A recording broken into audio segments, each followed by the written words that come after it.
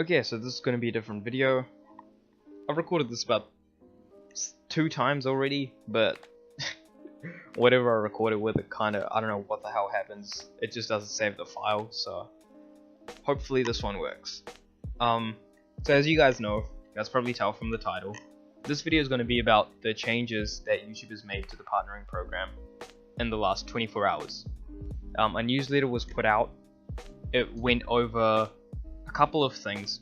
The main thing being that for channels to get monetized from the 20th February of 2018, they're going to have 1,000 subscribers and 4,000 hours of watch time in the past 12 months. Now this has kind of been a thing that's been ongoing at YouTube. They're just trying to raise the minimum requirements to getting into the partnered program.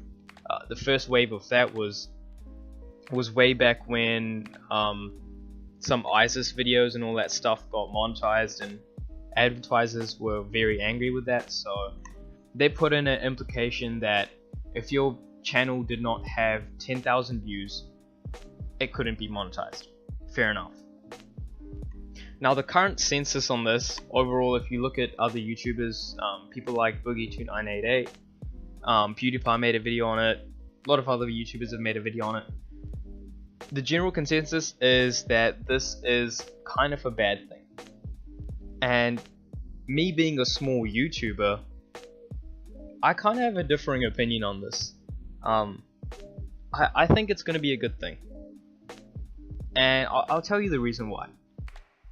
So if you go back into YouTube's timeline, you will see that 5-6 years ago, small channels weren't making as much money as they are now, right? It was really hard for someone to even get partnered with YouTube. Like, getting partnered was a huge thing. And to get there, you actually had to do quite a lot of work. The content that you were putting out needed to appeal to a wide enough demographic, you know, for you to gather at least, I would say, at least 20,000 subscribers for you to even get considered into YouTube's partnering program, which again allowed you to monetize your video.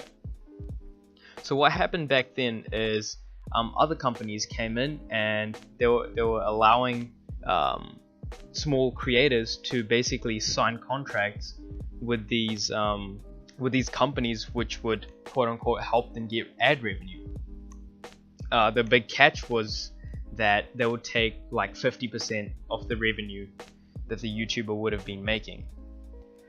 So, as you know, in the past years, I think it's been a year or so, YouTube has been on a whole new level. When I started my YouTube channel, I monetized my first video, which was really funny to me because, you know, in my head, that rule was still there where it's like, holy crap, I needed to actually get around 20,000 subscribers to actually get partnered with YouTube so I can get monetized. But JK, that actually doesn't happen. You can get monetization on your first freaking video. So, you know, that kind of caught me by surprise. My video was just a tutorial anyway, so it didn't really affect me as such. But yeah, it was obviously much harder back then for a starting YouTuber or a small creator to, you know, actually accumulate that many subscribers and that big of a following to actually get ad revenue. But recently that hasn't been the case. And this is my point. Back in those days, the quality of the content was much higher, right? If you take away camera quality, audio quality, and all that technical stuff, which obviously gets better over time, the pure quality of the content, in my opinion, was 10-20 times better than what it is right now. You look at 2017, right? Just the last year. It was full of 3 things: retarded diss tracks, drama, and bullshit ISIS videos, which somehow got monetized. And we know how it got monetized. It's because YouTube allowed everyone to get money from day one. But the thing is, now that they've raised the bar when it comes to the minimums where you can't just monetize your first video, it kind of gives incentive to the small creators to make content not for the money, but for a sense of self-fulfillment, is what I would say. Previously, the people that were uploading, like Nyks and Boogie2988, their content was never driven by this sense of greed and like ad revenue, so to speak. They were just putting out content that they're like making, you know. Nyks is very popular, and it's because of that. He puts in a lot of effort in his videos, and you can see he genuinely enjoys the process of making a video. And I think with this new system, what it's going to allow YouTube to do is essentially weed out the people that are doing this just for money. That includes people that just re-upload famous YouTubers' videos, other people who just do the same thing with music or whatever that may be, and just kind of put them aside, as well as, you know, obviously the ISIS crap and all that shit.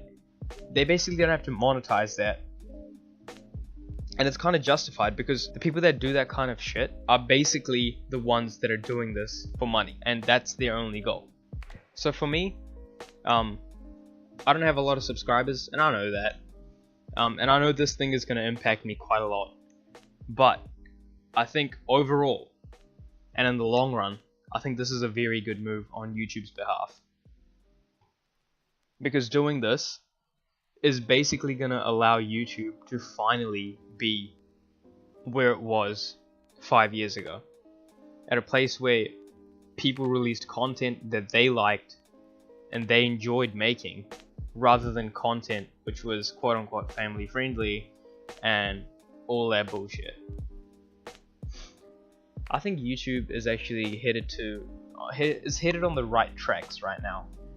This change, and I know this was quite sudden, they didn't really hint towards or anything, but they had to do something. Advertisers were getting angry and all that stuff. Now, I'm not trying to defend YouTube. They've done some shady stuff in the past, but coming from a small YouTuber, and I really thought about this because initially I was angry as well, just like many other people. But if you really think about it, the changes that they're making now are really going to help secure the content and the quality of the content that's coming in the future. Because the people that have 200 or 1,000 subscribers now are going to have 10, 20,000 in the future. And knowing that type of growth can happen on YouTube and is happening on YouTube, it's very important to set up basic guidelines that kind of make sure that people are producing good content and not content that is, you know, driven by greed. So yeah, I know this is kind of a different video. I don't usually do this. If you guys are new to this channel, I usually cover MMOs and all things MMO essentially. But yeah, like if you liked the video, dislike if you didn't like it. Let me know what you guys think in the comments below. You know, is it a good thing in your part? How do you feel about it? Let me know. And subscribe, by the way, because that's going to help out quite a bit. Peace.